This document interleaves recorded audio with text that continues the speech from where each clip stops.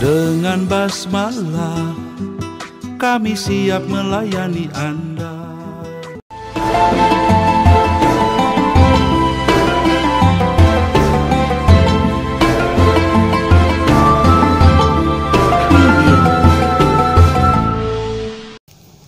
Bismillahirrahmanirrahim. Assalamualaikum warahmatullahi wabarakatuh. Alhamdulillah, wassalatu wassalamu ala rasulillah wa ala alihi wa ashabihi wa man tabi'ahuda. Saudara-saudaraku, dalam agama ada yang disebut dengan istilah ta'awudz, yaitu memohon perlindungan kepada Allah Subhanahu wa Ta'ala. Ta'awudz yang paling dikenal oleh kita sebagai umat Islam adalah ta'awudz dari setan, yaitu bentuk kalimatnya a'udzu billahi minasyaitonir rajim. Tetapi dalam hadis Nabi juga mengemukakan beberapa hal yang oleh Nabi berta'awudz, mohon perlindungan diri darinya. Tapi ini bukan dari setan, dari beberapa sifat. Kenapa Nabi berta'awudz dari perkara-perkara ini? Karena perkara-perkara ini berbahaya. Seolah-olah perkara-perkara ini sama, harus dijauhi, harus kita memohon perlindungan kepada Allah, seperti kita memohon perlindungan dari setan. Pada kesempatan pengajian ini, saya ingin mengemukakan ada beberapa hal, ada beberapa perkara yang Rasul meminta kepada Allah Subhanahu wa Ta'ala diberi perlindungan untuk tidak jatuh dalam beberapa perkara ini. Untuk itu saya baca dulu hadisnya. Nabi bersabda, Allahumma inni a'udzubika minal hammi wal hazani wa a'udzubika minal ajzi wal kasali wa a'udzubika minal jubni wal bukhli wa a'udzubika min ghalabatid dain wa qahrir rijal. Allahumma, ya Allah, hamba berlindung kepadamu dari hammun, alhammu, bersikap bimbang, was-was. Yang kedua, al-huzunu atau al-hazanu, selalu sedih, selalu nalangsa. Ketiga, Nabi meminta perlindungan dari kehinaan, al-ajzu. Keempat, Nabi meminta perlindungan kepada Allah dari al-kasalu, malas. Kemudian yang kelima, ini sangat juga perlu kita perhatikan. Nabi memohon perlindungan kepada Allah dari jubun, dari kepengecutan, dari sifat borangan. Nomor 6, al-bukhlu, kikir, koret.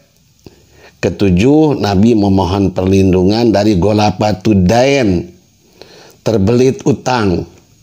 Dan kedelapan, Nabi memohon perlindungan kepada Allah dari qahrur rijal, dikuasai, ditekan oleh orang lain, baik oleh orang lain itu sebagai pribadi atau kita sebagai umat ditekan oleh umat yang lain. Ini 8 permohonan Nabi untuk diberi perlindungan kepada Allah Subhanahu wa Ta'ala dari 8 sifat ini. Karena 8 sifat ini akan menimbulkan kegalauan seseorang, stres seseorang, depresi seseorang kalau mereka mengalami 8 hal ini. Pertama, alhammu. Ini Nabi memohon perlindungan dari sikap bimbang, dari sikap was-was. Ini termasuk penyakit mental yang berat. Seperti orang yang menempuh perjalanan seolah-olah tapi tidak punya arah tujuan, dia selalu ragu-ragu. Pasti jalannya orang yang tidak punya arah dan tujuan yang jelas, pasti asal jalan saja, dan kalau ia bekerja, kerjanya pun akan asal-asalan saja. Penyakit bimbang, ragu-ragu, was-was ini berdampak kepada tidak cepat mengambil keputusan. Orang yang was-was tidak akan cepat mengambil keputusan. Atau keputusan diambil tidak dibarengi dengan keyakinan. Jadi kerjanya nanti tidak baik dan tidak optimal. Tapi saudaraku, jangan pula kita kalau berbuat itu yakin-yakinan. Terlampau yakin. Namun pertimbangkan dahulu. Kalau sudah yakin, jangan bimbang. Al-haqqu min rabbik fala takunanna minal mumtarin. Kebenaran itu dari Tuhanmu, sebab itu jangan sekali-kali kamu termasuk orang-orang yang ragu. Yang kedua yang dimintakan oleh Nabi untuk dijauhkan dari dirinya, dan ini harus juga kita minta kepada Allah untuk dijauhkan dari diri kita, adalah al-hazan. Diselimuti kesedihan atau bersikap selalu sedih, selalu nalangsa. Kesedihan dan kegembiraan dalam hidup itu pasti ada.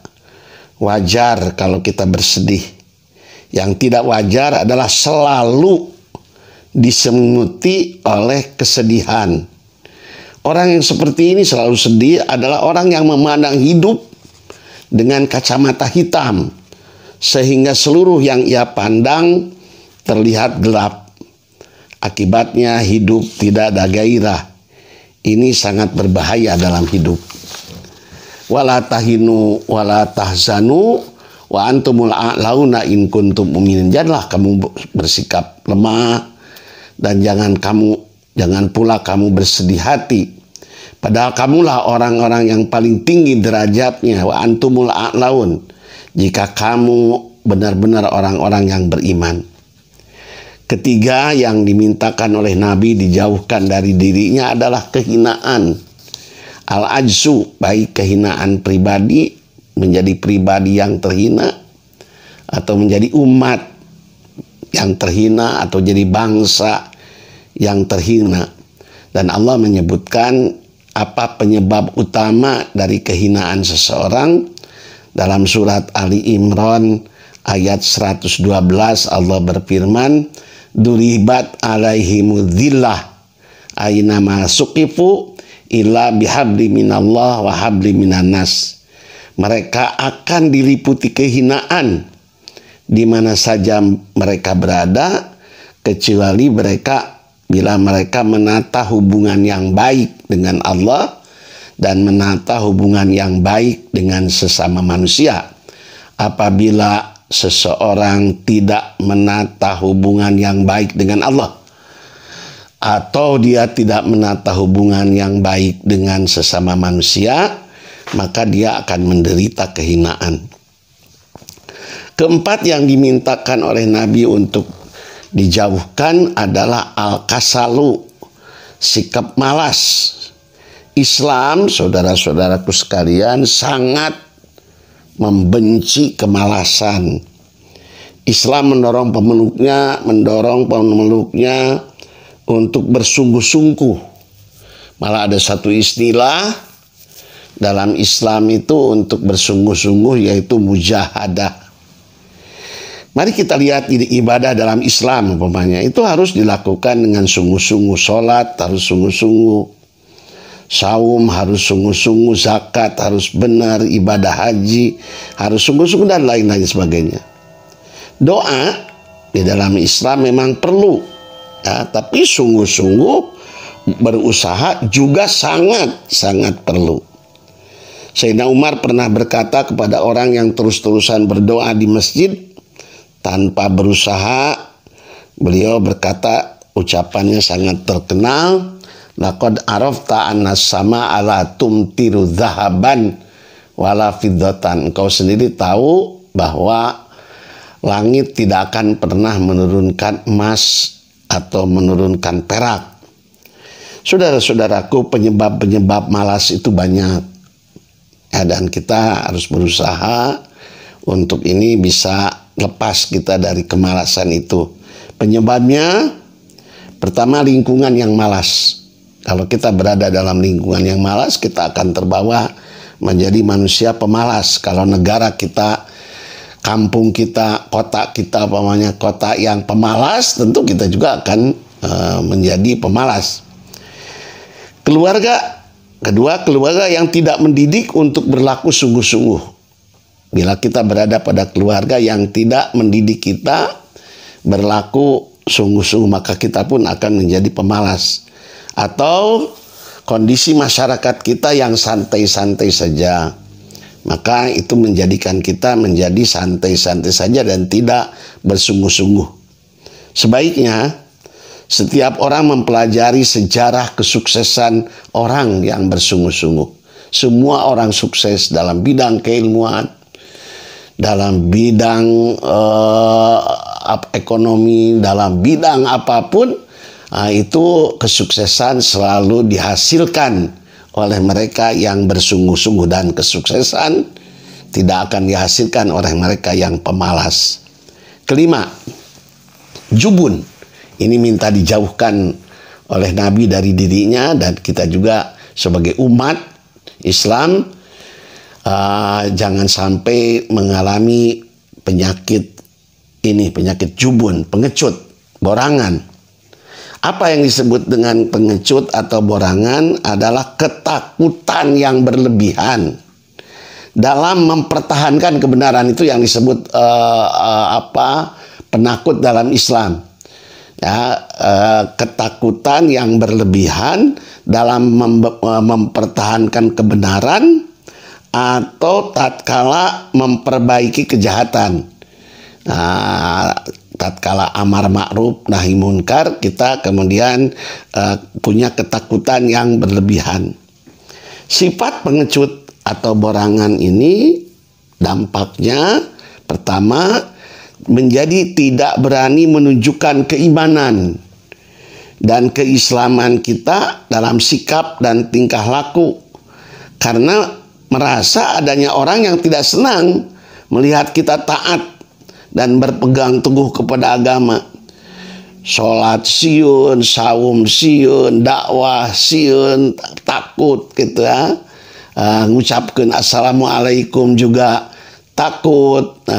Ini sifat pengecut. Tatkala dampaknya tatkala akan menunjukkan keimanan atau amar ma'ruf. Kemudian dampak daripada takut itu, kalaulah kita tidak berani memperlihatkan keimanan kita, maka bagaimana mungkin kita berani mencegah kemunkaran? Pasti orang yang penakut tidak akan berani mencegah kemungkaran. Padahal Nabi bersabda, la takhaf fillah laumata laim. Janganlah takut di jalan Allah akan celaan dari si pencela. C, ini dampak dari rasa takut, tidak berani melakukan ketaatan. Ya, tidak berani melakukan ketaatan. Kita diperintahkan untuk berdakwah, tidak berani. Kita diperintahkan untuk amar ma'ruf nahi munkar, juga tidak berani.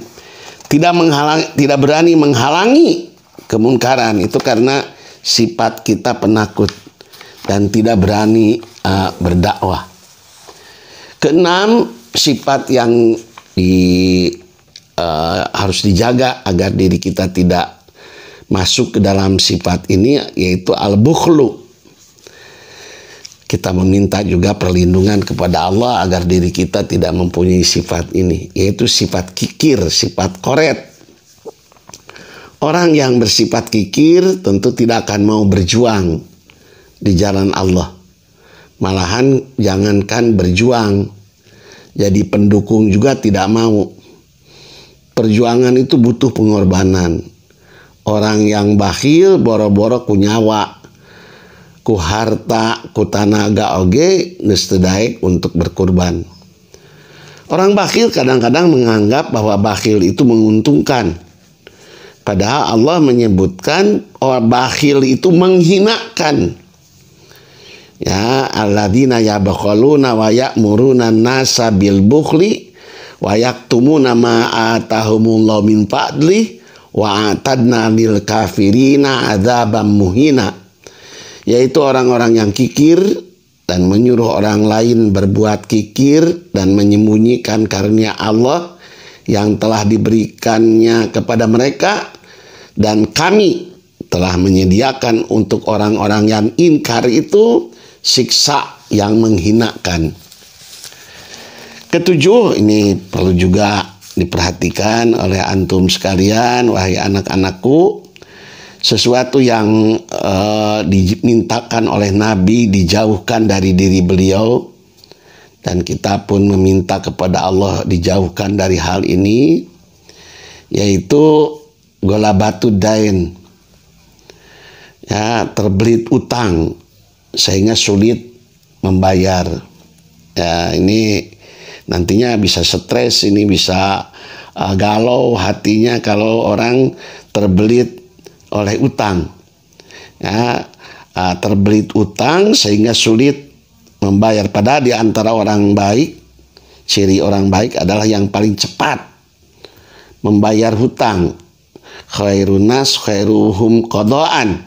Paling baik manusia adalah yang paling baik dalam membayar hutangnya. Ini karena banyak tersebar di kalangan umat. Ya, saya ingin menyebutkan kenapa banyak orang yang terbelit hutang. Apa penyebab hutang? Pertama, ada yang orang banyak hutang karena terlampau banyak tanggungan. Yang ditanggungnya terlampau banyak atau sangat banyak, sedangkan pendapatannya sedikit. Istri banyak, anak banyak, pendapatan sedikit. Orang seperti ini adalah mustahik zakat. Kedua, terlampau besar nafsu. Itu nantinya jadi banyak utang. Keinginan terlampau besar. Ya, raramian hayang gede, ulang tahun anak juga besar gitu, ulang tahun sendiri saja mengeluarkan biaya yang besar, ingin mobil yang paling bagus, ingin rumah yang sangat nafsunya gede, makanannya ingin yang mahal-mahal, pamannya yang ini akan menimbulkan dia menjadi banyak hutang. Yang ketiga, penyebab dari banyak hutang itu tidak mengukur keadaan. Orang Indonesia menyebut, orang Sunda menyebutnya tengukur kakujur. Pendapatan kecil, golongan gaji 2A, tapi belanjanya belanja 4C, namanya kalau dalam itu ya. Nah, ini tidak mengukur keadaan. Nomor 4-nya, kenapa orang banyak utang? Panas oleh orang lain. Orang lain beli ini, dia juga ingin beli. Orang lain punya ini, beli ya, panasan. Kemudian ria, itu juga penyebab orang ingin beria-ria gitu, untuk ingin memperlihatkan diri berkecukupan, punya kekayaan, kabeli apapun pamannya, ingin terlihat oleh orang. Kemudian penyebab yang lain adalah terlampau optimis. Ya, kayak kebayar lah. Ya, optimis dalam hal ini tidak baik ya. Kata orang bijak, kalau menghitung pengeluaran, perbesar pengeluaran itu. Acara ieu teh ngeluarkeun biaya 1 juta, bere 1 juta, direncanakeun bisi ayana naon 1.200.000. Kalau menghitung pengeluaran perbesar. Tapi kalau menghitung pendapatan diperkecil. Saya gaji 5 juta pokoknya. Bisi ayana naon, bisi ya, kita perhitungkan 4 juta, ada yang disebut dengan koefisiensi Mue, koefisiensi susut pamannya. 8, ini yang kita minta dijauhkan dari Allah adalah hidup berada di bawah tekanan orang lain. Qahrur rijal, tertekan dan dikuasai oleh orang lain. Sebagai pribadi berada dalam tekanan orang lain itu nggak enak, bisa stres, bisa galau kita, ya, bisa depresi kalau kita terus-menerus berada di bawah tekanan orang lain. Demikian pula sebagai umat, kalau kita sebagai umat Islam umpamanya tertekan oleh orang-orang lain, kita akan akan hidup tidak enak.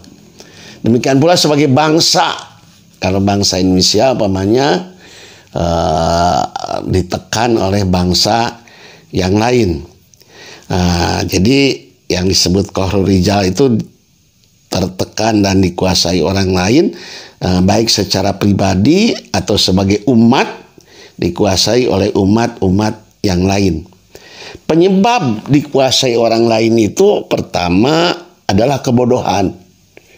Kalau orang bodoh pasti dikuasai oleh orang lain. Kedua, kemiskinan.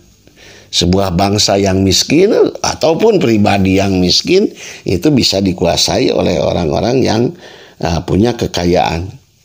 Ketiga, pertentangan di antara umat atau di antara keluarga.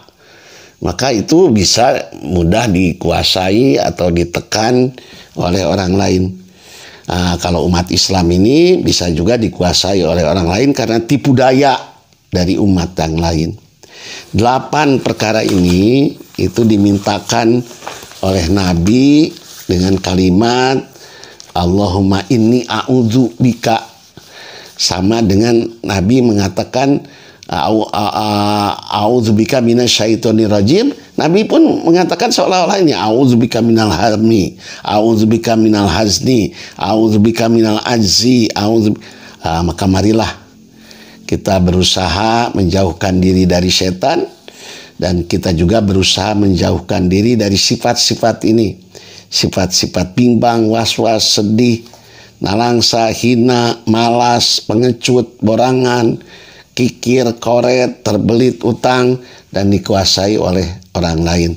Mudah-mudahan pribadi kita, umat kita, keluarga kita makin ke depan, makin lebih lagi, makin jauh lagi dari perkara-perkara yang bisa menimbulkan kerendahan, kehinaan. Aqulu qouli hadza wa astaghfirullah li wa lakum. Wassalamualaikum warahmatullahi wabarakatuh.